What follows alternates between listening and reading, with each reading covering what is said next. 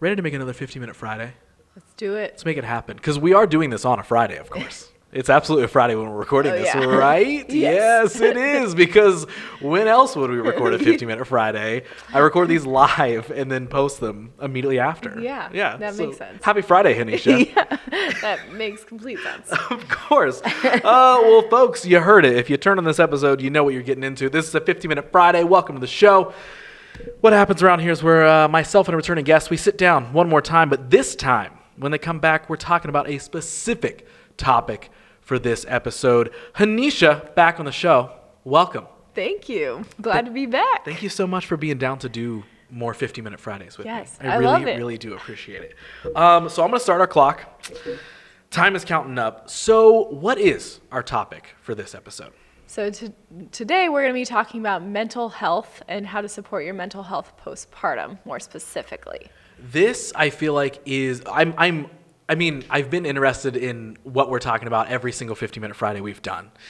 This one, I feel like I almost, even though I'm still going to do a lot of listening and learning, I feel like I'm almost closer to, because I have had a lot of close friends in my life deal with a lot of these things. So I've been I've overheard a lot of these conversations or been involved in some of the conversations and just sort of like listened and all that sort of stuff. So this one I feel like is I don't know, just going to be one that's like I'm a little closer to. And I feel like I'm going to be like, okay, yeah, like I do kind of want to dive into this. So why did you want to talk about this topic in general? When it comes to mental health and balancing new motherhood and all this sort of stuff, why did you want to go over this one? Yeah, well, like you said, you know so many people who have experienced or something around mental health, struggled with it, postpartum more specifically, and, well, in general, a lot of people did, but, like, we're talking postpartum more specifically, and it's just so common that I feel like it's essential to address, right? Like, I feel like if we weren't addressing it, then we're definitely missing a huge piece of the puzzle. Yeah. Now, we've talked in past episodes, of course, when you have a baby, a lot's happening in your body, right? There's a lot of stuff that's changing and shifting and all that sort of stuff.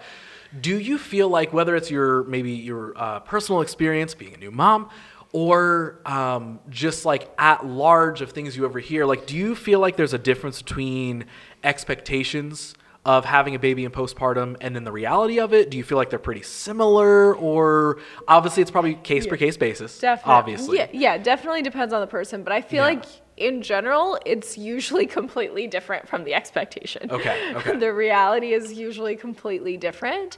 I think there is some level of like preparation that can definitely be supportive. But at the end of the day, especially if it's your first child, you have no idea what's about to happen, right? Because you've never done this before. Like, being a parent is a whole different world, and I think, we had talked about this, I think, before we even started recording, but in our culture we have this bounce back culture, and that is not expected just in our bodies, which is completely unreasonable and crazy. Right. But it's also expected in our mind as well. In our mental health, we're expected to bounce back. We're expected to just bounce back to work after 6 weeks, maybe, if we get that. I know women who don't even get 6 weeks off. Right. Which is crazy. Yeah. It's a huge event that your body just went through. It takes at least 6 weeks to recover, at least. And if you had a C-section, then at least 8 weeks. And that's the basic recovery.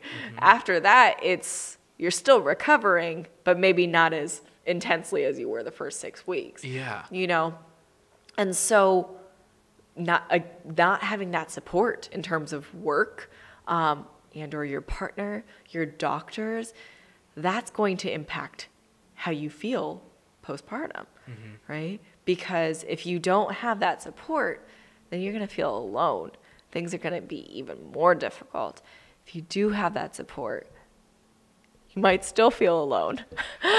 Yeah, which I'm sure will make it feel like a heavier weight on your shoulders, right? Because it's like, wait, I do have support. All signs point to I should be relatively okay, but there's still something off, and I don't know how to pinpoint it. Right.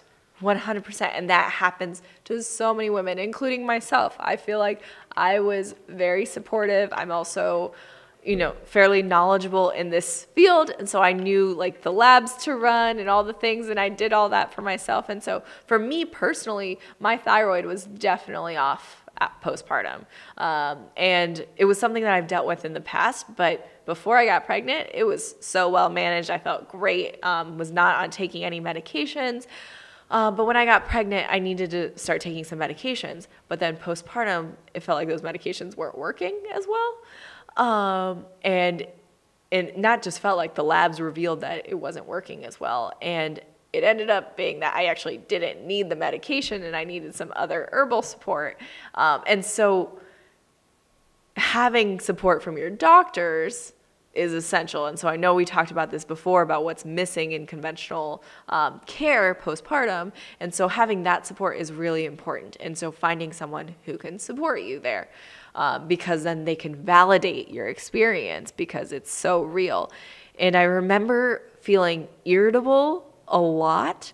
And, I'm definitely, in some ways, a lot of people would consider me delusional, because a lot of times I will pretend like I'm not going through something just because it helps me cope. That's my coping mechanism. I'll be like, no, I'm good, which isn't always a good thing to do.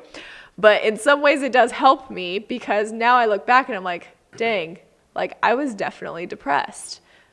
And in a way, I'm glad I didn't put that on there, because I might have continued to go down a rabbit hole and identify with that, which I think a lot of people do in our culture today, right? And when we experience mental health struggles, we tend to identify with them.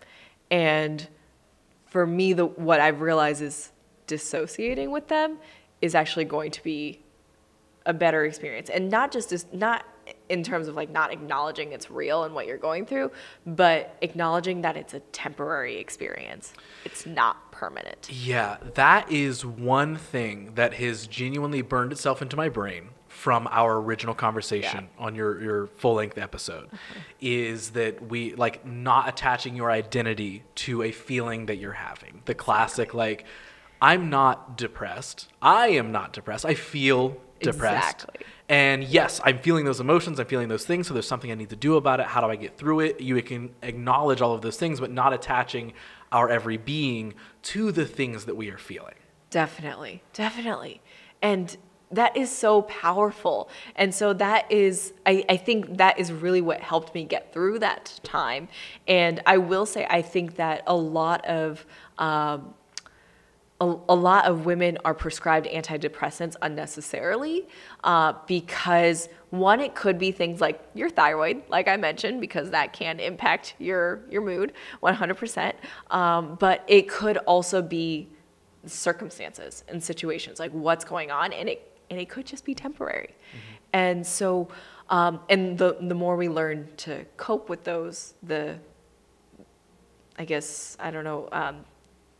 more we evolve, essentially, like the better we will feel. And I think it's important to note that even during this time where you are having this completely new experience, what we, in naturopathic medicine, we say that it's the end of your old maiden self, like it's the death of a maiden, essentially. So because you have completely shifted into a new person, and that new person can definitely have elements of your old person. We're not like fully changed, but we are completely different.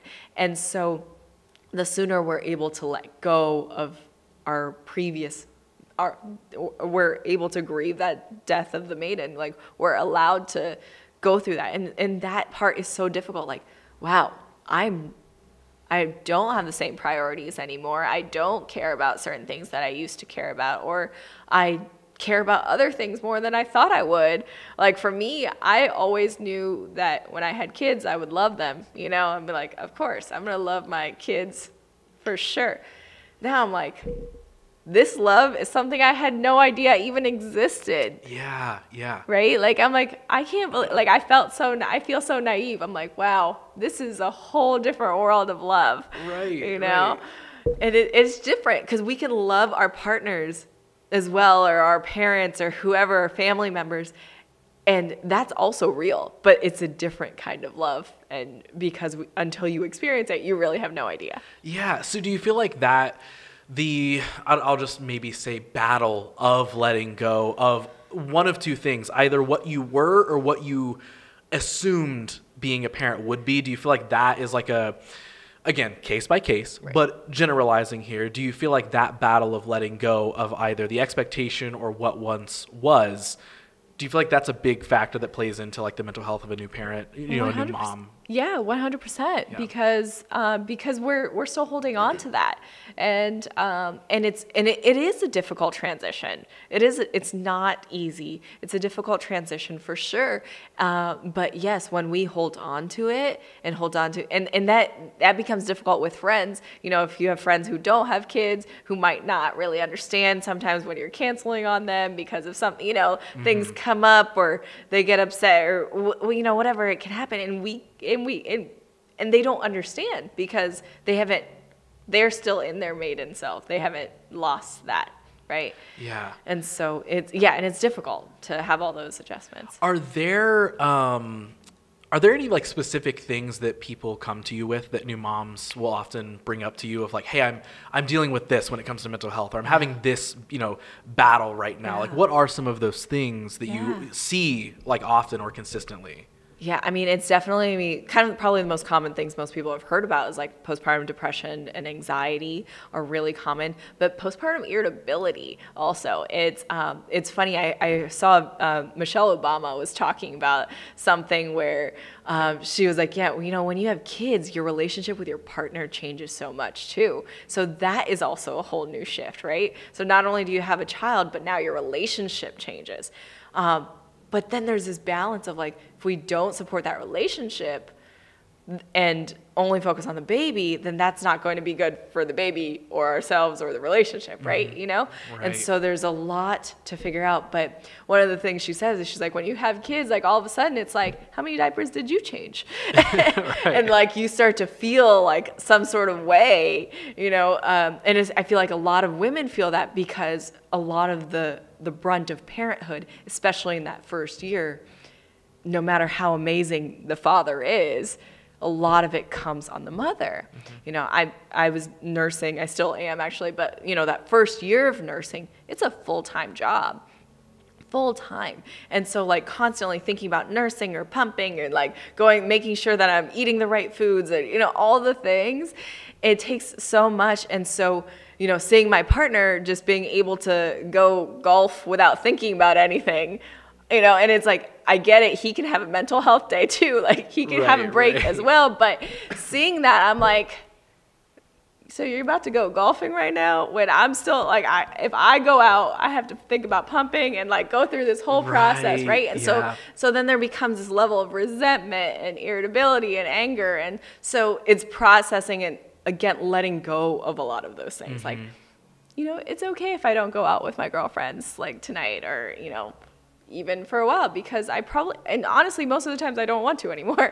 Right. Things have changed. I just want to go to sleep by 9:30. But so I think it's a lot of those things. So depression, irritability / anger, and anxiety are the most common things that I see, and it's a lot of what I just mentioned. What's kind of leading to that, the not being able to let go of your old self, the resentment towards your partner. The stress of, am I doing this right? Mm-hmm. Am I doing a good job? Am I a good mom? Which I think a lot of women experience those feelings, right? Like, and I'm just like, and I think about it all the time. I'm like, okay, if I say this thing, is this going to like, oh my God, I said this thing, is this going to affect his like entire mental well-being for the rest of his life, right? It can weigh on you. Oh, yeah, absolutely. I mean, even I don't have children, but I still like it crosses my mind sometimes. I'm like, how would I need to act around a tiny human? Like one wrong thing, and I've had this conversation with friends of mine that are parents. I'm like, they all say the same thing. They're like, sometimes I don't know if like one slightly incorrect thing, like me walking out of the room faster than they could follow me, just changed the trajectory of their life because they're like, I've been abandoned. Right. Like, what is their brain telling them? Because like, because that's when they'll cry, and then because they don't know if you're coming back, and I'm like, oh no, like it is a lot, but right. you also want them to be okay and learn that you're always coming back, right? So there's it's a lot.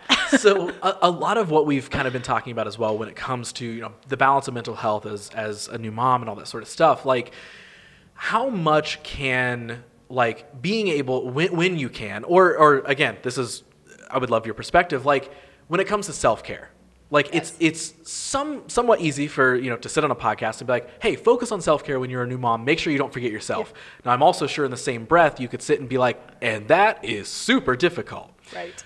When it comes to like that act of self-care, what are some of those like, again, case by case, right. Everybody's different, but how can someone navigate that realm? Because like if let's pretend like there is a brand new mom listening to this right now, and maybe she's just like, it has just been chaos every day. I love it, but it has just been absolute chaos. I don't know what to do. Right. Are there any go-tos or advice or opinion that you would share when it comes to that self-care sort of thing? Yes, definitely. So the big thing is setting boundaries, right? So I think that creating those boundaries with your partner, with your child is so important because and you know, again, we're leading by example as parents. And so when we set the boundary, like, okay, this is my me time, you know, they're learning that they can set their own boundaries. Right? So they're learning that, which is amazing. And so this is why I think self-care for like parents in general is so important, because they're watching you take care of yourself. And when you do that, they'll do that, right? They won't let people walk all over them, but respectfully let them know like, hey, I can't do this, right? And that's what we want in our children. And so I think that's why it's so important. But on top of that, there's this one thing that I recommend for everyone in general, but especially moms, is this, what I called my joy exercise. Okay. So it's, all you do is write down 10 to 15 things that bring you joy. Just write them down. Anytime you're feeling like in a funk, go back to that and be like, okay, what can I do for myself today, right? Whether it's going on a walk in nature, taking a bath, which I do almost every day now, you know, whatever it is for you, right? When you have it written down, it makes it so much easier, because when we're in a funk, it's hard to think of what I can do to get out of this funk, right? Mm-hmm. And so write that down. And also, very diligently try to do at least one of those things every day, at least one. Like, we could do at least one of those things. Sometimes it is something like really small, like I made myself a coffee or a latte, you know. Sometimes it could be something really small, but or other times it could be a lot more, you know. I went out with my girlfriends, whatever it is, but making sure that you are doing something every single day.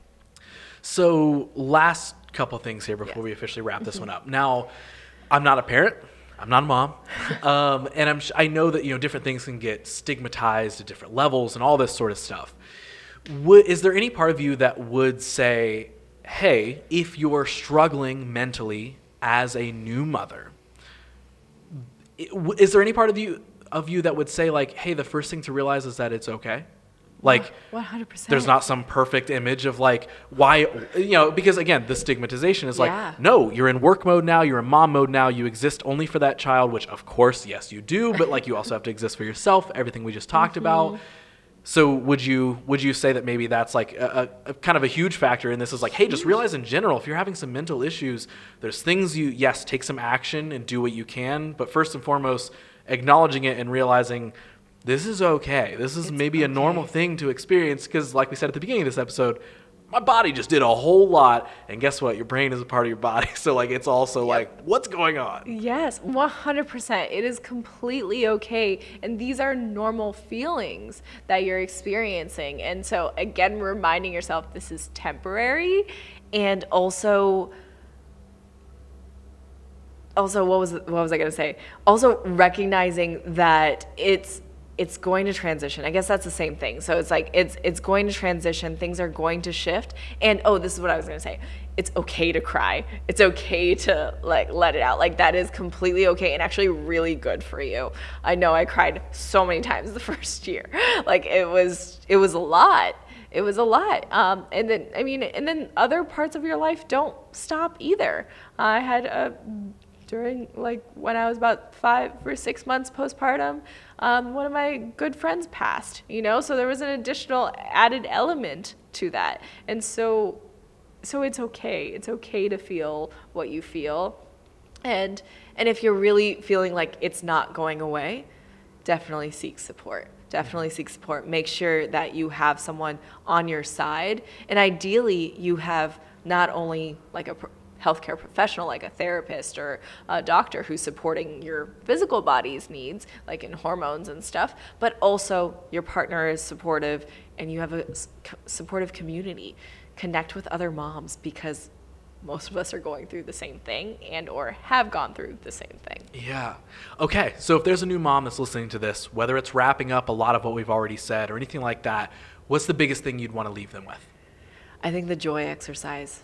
I really love it for my for everyone, but I actually have a whole on my dry erase board. I have all the things that bring me joy written, and I look at it every day. And then I have a patient who I love. She created like a mind mapping thing of all the things that bring her joy, and put it it's on her planner, so she sees it every day. So get creative with it, and really take in that exercise. So I would say make sure that you're doing something for yourself, at least one thing every single day. I love it. Okay, if anybody wants to come talk to you more about anything that we just talked about in this entire episode, where can they find you around the internet?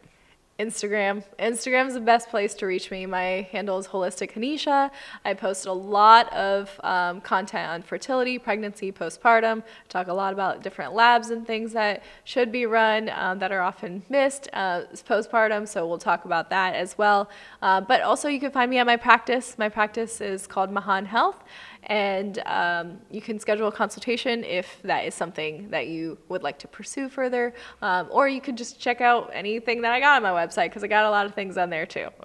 Hanisha, these are so much fun to do. So much fun. I really enjoy it. An absolute blast. I'm so stoked that you were down to do these. This was so much fun.